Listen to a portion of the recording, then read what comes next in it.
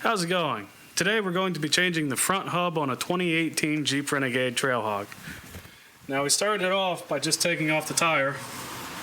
As you can see, it uses studs instead of lug nuts.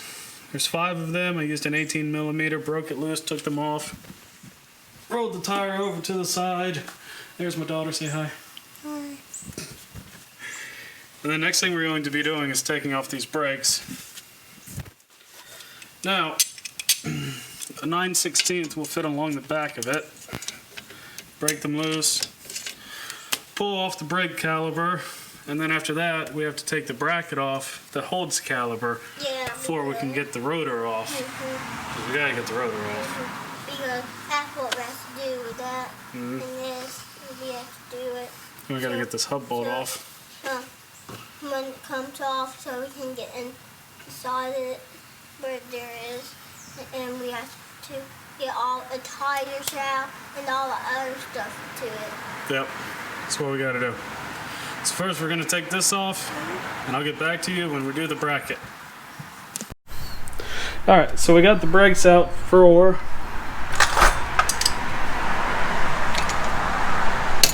the caliper. Pop the caliper off. Are you recording over here? Yeah, I'm going both ways. You can just set the caliper up there out of the way. Are you pointing it at that? Yeah. Okay. And then... now we have to get that off. Yep, we're going to have to get this off, which is 2 larger bolts back here. But I don't use a regular bolt. Yeah, because... it's a torque one. Because we can't use them both because it's not going to work out. But you can't use a different bolt. Yeah, but I don't think I have that torque size. So I'm using a 5/8. Yeah. So, it's yeah. the one with all the little grooves in it. Yeah. Why do you use one of those? Because you have to use the same one. Alright, to take this bracket off, there's 2 bolts like this on the back side of it. Here's one down here. The other one is up here. Yeah. Both torque head bolts. And then this just pulls right off. You can already see I got the top loose. Alright, I'll be right back. Okay. So this bracket just comes right off. Left the brake pads in it, make it easier. To take the rotor off, there's a small bolt right in here. Takes a 3/16 Allen wrench. Just put that in there. Break it loose. Want me to do it for you? I got it.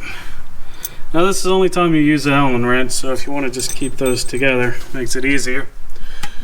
And since I'm keeping the rotor, I'm going to take a piece of cardboard or whatever I can find on the back side. Right here. Place a cardboard. Give it a few taps, knock it off, and then and we all do that with other stuff. Yeah, then we gotta get this nut off. Alright, back in a minute. Alright, cardboard, mallet, 2 taps, right off. Now you gotta hold that still, you're moving it too much. Now this next part, there's these grooves in here, and the metal of the bolt is actually bent down into it. So you have to take a screwdriver. That's a screwdriver. Yep. And you have to get inside of here and bend it back out. Yeah. Like this. But it's a real pain. I'm gonna have to use a hammer. And last time it just didn't go too well. So hopefully it'll go better this time. I mean, unless... you have to use your hammer. yeah, it might go better for you. I don't know, you could probably heat it up and then just bend it right out of there. I don't have a torch with me. See, it's moving. Alright, I need 2 hands. Back in a minute. Okay. So...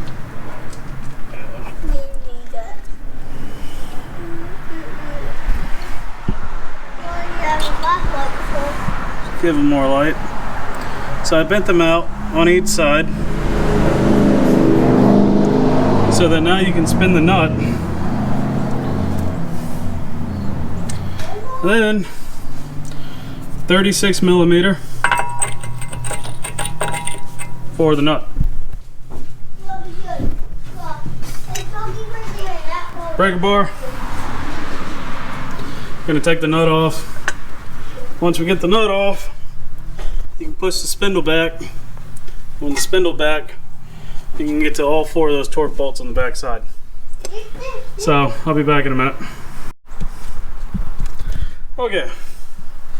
So with the torque bolt off, or with the front hub bolt off. Yeah, it was a quail. What he was doing? Flying around.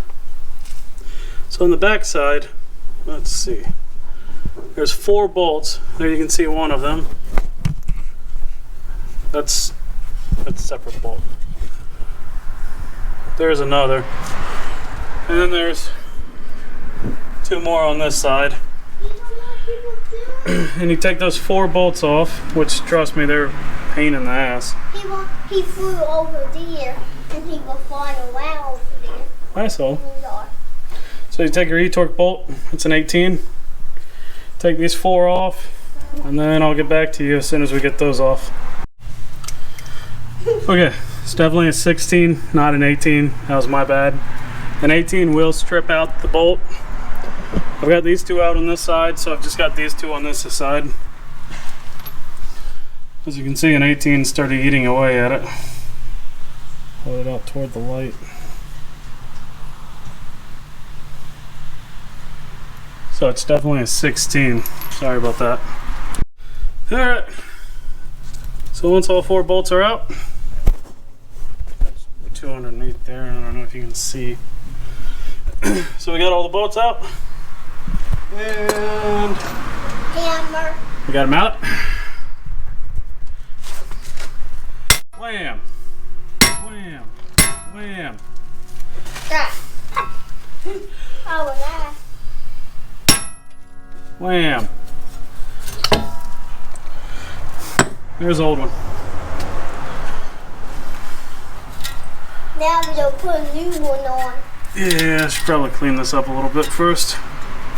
Alright, so you take your new one, stick it on here, spray all this stuff off with brake cleaner or WD-40 or whatever you got.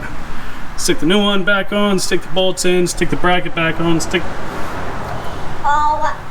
put the new one back on, put the bolt back on, put the rotor back on, put the 4 bolts in the back on, put the bracket back on, put the brakes back on, put the tire back on. Yeah, all that stuff. Yeah. Like all the stuff on the ground when you put all back. Yeah, all this stuff. And just reverse what you did. And I guess that's about it. I'll be back and show you a little bit of progress putting the new one on. Latest.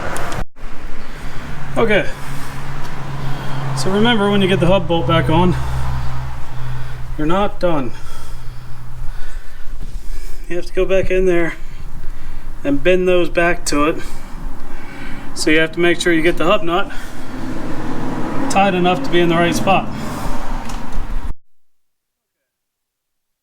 So got it all back together. Bend the clips back in. Put the bolt back in for the rotor. Put the brake clip back on. Put the brake caliper back on.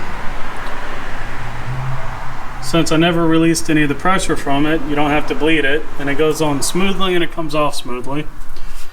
So everything's back together. Lug nuts tightened.